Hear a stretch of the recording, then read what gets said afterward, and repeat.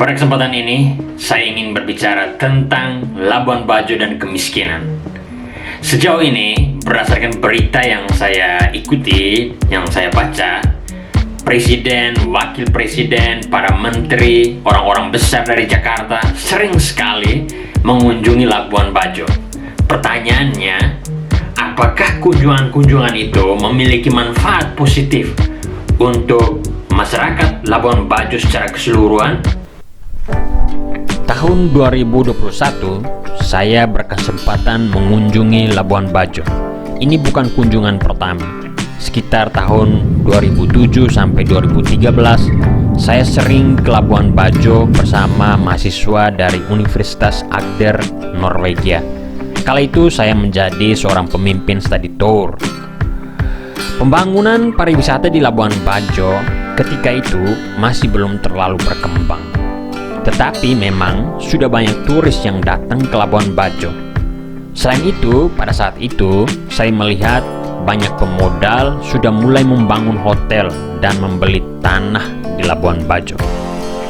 Sekitar hampir 1 dekade, di bulan Juli tahun 2021, saya kembali ke Labuan Bajo. Kali ini Labuan Bajo semakin indah di bola mata saya.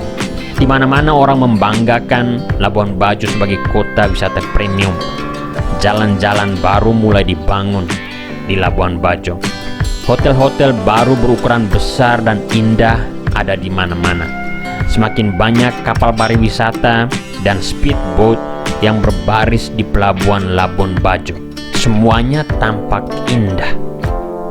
Para PNS dan politisi semakin banyak memiliki mobil pribadi dan rumah yang indah. Tetapi sayangnya, perkampungan penduduk biasa masih kumuh, sama seperti sekitar 10 tahun yang lalu. Pasar harian di Labuan Bajo tampak kotor dan tak teratur. Untuk standar orang Eropa atau mungkin orang Jakarta, pasar harian di Labuan Bajo ini agak menjijikkan.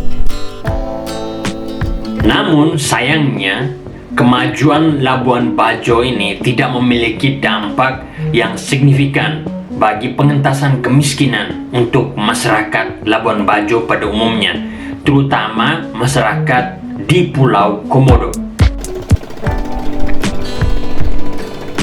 Saya sempat ke Pulau Komodo pada kunjungan terakhir ini dengan menggunakan kapal penumpang masyarakat Pulau Komodo. Ini merupakan salah satu dari 2 kapal yang melayani masyarakat Komodo. Kapal ini milik seorang warga Pulau Komodo. Kapalnya sangat reot, mesinnya sulit dihidupkan. Badan kapal sudah cukup tua. Jika dihantam ombak yang mungkin tidak terlalu besar, kemungkinan sangat besar kapal ini akan tenggelam.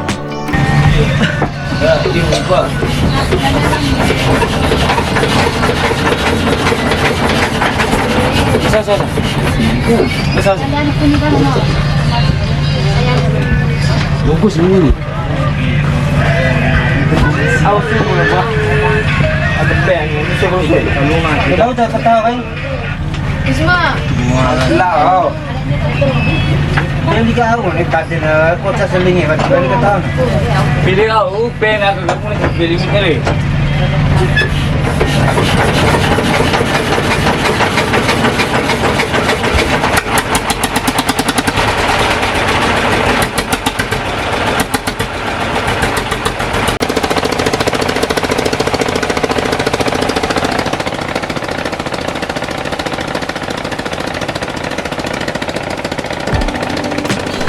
Di Pulau Komodo, kehidupan warganya juga masih miskin.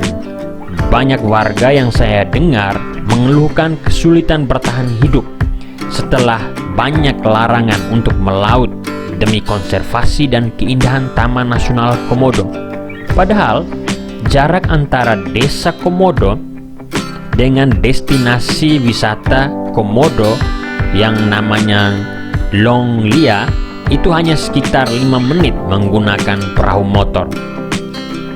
Tidak jarang, masyarakat di Pulau Komodo dianggap sebagai musuh pemerintah, pengusaha, dan para turis. Ya, mereka ibarat tikus yang mati di lumbung padi. Di Labuan Bajo, saya mendengar dan melihat bahwa biaya hidup di Labuan Bajo itu saat ini sangat mahal. Misalnya, ketika saya minum jus di sebuah kafe di Labuan Bajo, harganya itu hampir sama dengan ketika saya mentraktir 4-5 orang untuk makan di warung yang cukup bagus di Yogyakarta. Biaya akomodasi atau kos di Labuan Bajo juga sangat mahal. Rata-rata kos di Labuan Bajo sekitar 600 sampai 700 ribu sebulan. Hampir sekitar 50% dari total pendapatan rata-rata pekerja di Labuan Bajo. Sebab gaji karyawan di Labuan Bajo yang bekerja di hotel misalnya itu hanya sekitar 1,5 juta. Masih di bawah upah minimum rata-rata di Provinsi NTT. Gaji buruh harian di bidang konstruksi itu hanya sekitar 50 sampai 60 ribu sehari, yang berarti sekitar 1,5 sampai 1,8 juta per bulan. Di beberapa tempat, gaji karyawan di warung-warung bisa hanya mencapai 500 ribu rupiah. Kadang-kadang tidak ada kontrak kerja yang jelas. Akibatnya, beberapa karyawan harus tinggal dengan keluarga di Labuan Bajo. Itu berarti menambah beban penderitaan keluarga yang tinggal di Labuan Bajo. Biaya hidup yang tinggi dan gaji yang rendah ini membuat para pekerja pariwisata mengharapkan budi baik atau tips dari para wisatawan dan wisatawati yang mengunjungi Labuan Bajo. Beberapa dari mereka terpaksa juga bermain kotor, misalnya mendongkrak secara luar biasa harga sewa kapal atau mobil di atas harga pasar. Untuk warga Labuan Bajo, tidak jarang jalan untuk bertahan hidup di kota yang mahal dengan gaji dan pendapatan yang rendah adalah dengan menjual tanah. Saat ini di Labuan Bajo, tanah-tanah baik yang strategis maupun tidak strategis sudah jatuh satu-satu pada tangan mereka yang memiliki modal dan kekuasaan. Mayoritas dari pemburu tanah itu kebanyakan orang-orang dari luar Labuan Bajo, bahkan dari luar Flores. Di daerah sekitar Bukit Sylvia, Anda akan melihat plang-plang nama pemilik tanah dari Jawa, Sumatera, Bali, dan lain sebagainya.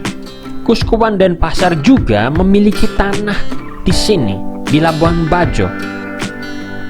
Labuan Bajo dan sekitarnya menjadi wilayah yang direbut oleh orang-orang yang memiliki modal, kekuasaan, dan kekayaan yang membuat rakyat atau masyarakat Labuan Bajo semakin miskin.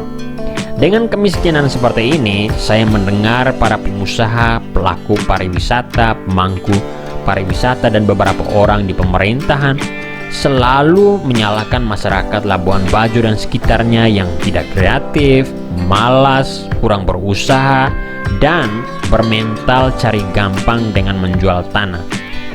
Padahal, menurut apa yang saya lihat, masyarakat Labuan Bajo dan sekitarnya sudah bekerja keras.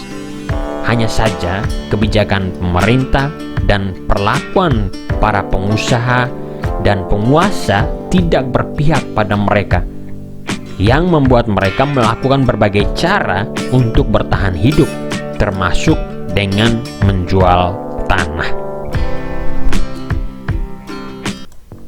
Pada akhirnya, masyarakat Labuan Bajo, terutama masyarakat kecil, akan terus dimiskinkan.